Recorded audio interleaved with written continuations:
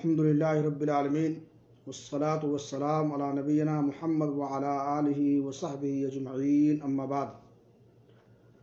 محترم سامعین، دروس توحید میں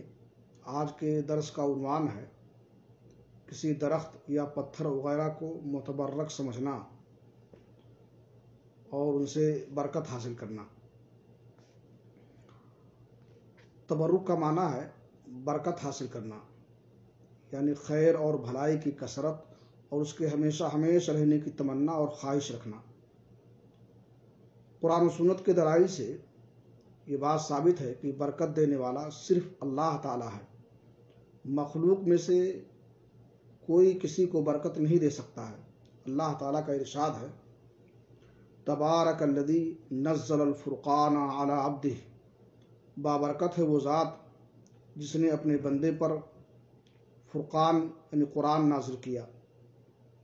یعنی اس ذات کی خیر و بلائی بہت عظیم، بہت زیادہ اور ہمیشہ رہنے والی ہے جس نے اپنے بندے پر قرآن نازل کیا۔ اور اللہ نے فرمایا، وبارکنا علیہ وعلی اسحاق، ہم نے ابراہیم علیہ السلام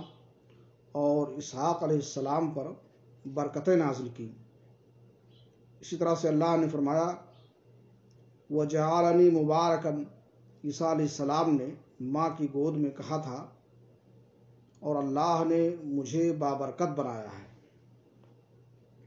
تو برکت دینے والا صرف اللہ تعالیٰ ہے۔ مخلوق میں سے کسی کے لیے جائز نہیں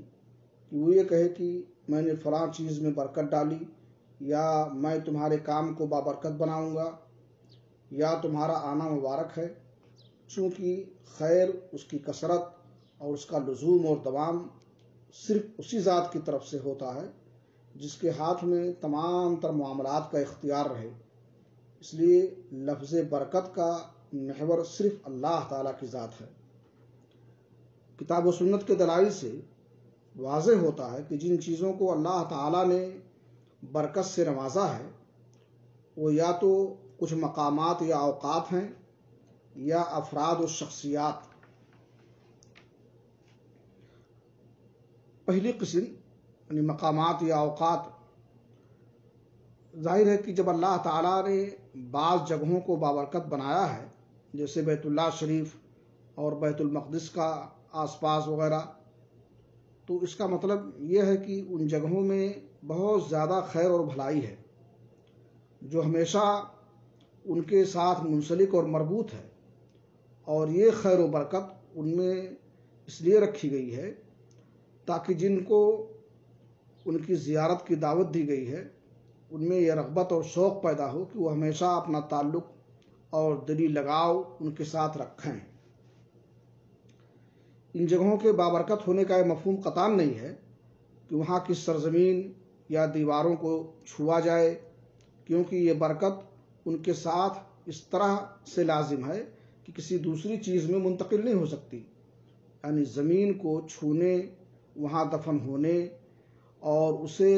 متبرک سمجھنے سے اس کی برکت منتقل نہیں ہوتی ہے۔ کسی جگہ کے بابرکت ہونے کا مفہوم یہ ہے کہ لوگوں کا دلی تعلق اس جگہ کے ساتھ ہو، جیسے بیت اللہ کی اس کا قصد و ارادہ کرنا، وہاں جا کر اس کا طواف کرنے والا اور عبادت بجا لانے والا بہت ہی خیر کا مستحق ٹھہرتا ہے۔ حتیٰ کہ حجر اسود بھی ایک بابرکت پتھر ہے، لیکن اس کی برکت بھی عبادت ہی کی بنا پر ہے، یعنی جو شخص نبی کریم صلی اللہ علیہ وسلم کی اتباع و اطاعت کرتے ہوئے بطور عبادت اسے چھوئے اور بوسہ دے گا، اور اس اتباع کی برکت وہ پالے گا۔ عمر بن خطاب رضی اللہ تعالیٰ عنہ نے حجر اسود کو بوسہ دیتے ہوئے فرمایا تھا، انی لاعلم انک حجر لا تنفع ولا تضر، میں جانتا ہوں کہ تو محض ایک پتھر ہے، تو کوئی نفع دے سکتا ہے نہ کوئی نقصان،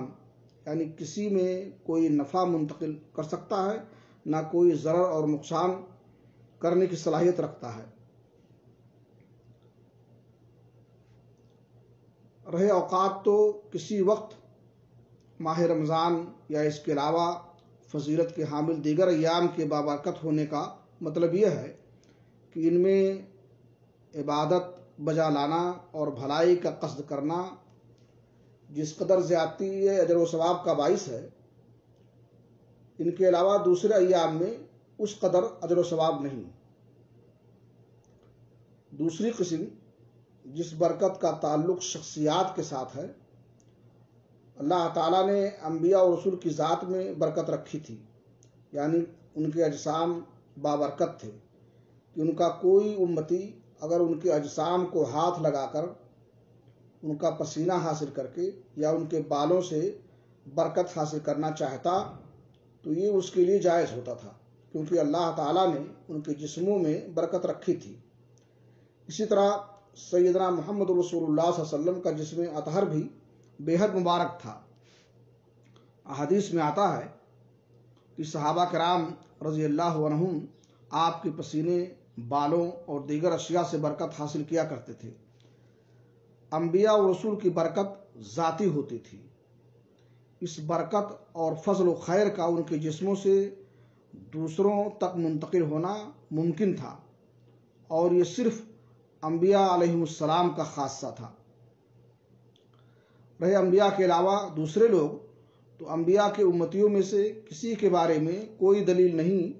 کہ اس کی ذات بھی بابرکت ہو، حتیٰ کہ اس امت یعنی امت محمد صلی اللہ علیہ وسلم کی افضل ترین شخصیات ابو بکر سے بھی تبرک لینے کی کوئی دلیل نہیں ہے۔ یہی وجہ ہے کہ صحابہ کرام، تابعین ابو بکر، عمر، عثمان، علی سے اس طرح سے تبرک نہیں لیا کرتے تھے جس طرح نبی کریم صلی اللہ علیہ وسلم کے بالوں یا آپ کے وضو کے پانی سے برکت لیا کرتے تھے۔ ان بزرگ شخصیات کی برکت تو محض ان کے اعمال کی برکت ہوتی تھی، نہ کہ ذات کی۔ نبی صلی اللہ علیہ وسلم کی ذات برکت کی طرح ان کی برکت بھی دوسروں تک منتقل نہیں ہوتی تھی۔ نبی کریم صلی اللہ علیہ وسلم کی ذاتی برکت کی طرح سے ان کی برکت بھی دوسروں تک منتقل نہیں ہو سکتی تھی۔ لہذا ہم یہ کہہ سکتے ہیں کہ ہر مسلمان میں برکت ہے، اور یہ برکت اس کی ذات میں نہیں بلکہ اس کے عمل یعنی اسلام، ایمان، اللہ پر یقین اور دل میں اس کی عظمت و جلالت اور رسول اللہ صلی اللہ علیہ وسلم کی اتباع کی برکت ہے۔ اور یہ علم، عمل اور نیکی کی برکت دوسروں تک منتقل نہیں ہو سکتی۔ اس کا نتیجہ یہ نکلا کہ نیک لوگوں سے تبرک لینے کا مفہوم یہ ہے کہ نیکی میں ان کی اقتداء اور پیروی کی جائے، اور اہل علم سے تبرک لینے کا مطلب یہ ہے کہ ان سے علم حاصل کیا جائے اور ان کے علوم سے استفادہ کیا جائے۔ ان کے جسموں کو چھو کر یا ان کے لعاب سے تبرک لینے کا نظریہ و عقیدہ رکھنا ہرگز صحیح و درست نہیں ہے، کیونکہ اس امت کے افضل ترین لوگوں صحابہ کرام نے اپنے سے بہتر صحابہ ابو بکر، عمر، عثمان و علی کے ساتھ کسی بھی کے ساتھ اس قسم کا معاملہ نہیں کیا۔ اللہ رب العالمین سے دعا ہے کہ اللہ تعالی ہمیں شریعت کا مفہوم سمجھنے اور ان پر عمل کرنے کی توفیق عطا فرمائے۔ تقبل یا رب العالمین۔ صلی اللہ علی نبینا محمد وعلی آلہ وصحبہ اجمعین۔